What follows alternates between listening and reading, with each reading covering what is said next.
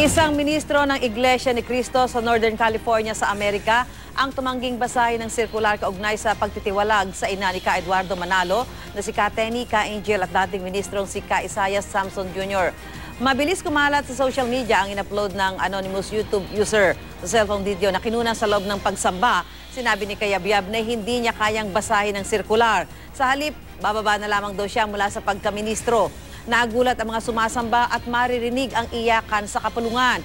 Sa iwalay na video, nanawagan si Kayabyab sa mga kapwa-ministro na pagmalasakitan ang kanilang simbahan. Nanawagan rin si Kayabyab na ilantad ang mga umunoy katiwalian at korupsyon. Sinikap ng GMA News na kuhanan ng pahayag si Ka Edwil Sabala, ang tagapagsalita ng Iglesia ni Cristo, kaugnay ng pahayag ni Kayabyab sa YouTube video. Pero anya, buong maghapon siyang nasa aktibidad ng Iglesia ni Cristo at wala siyang personal na kaalaman kaugnay nito.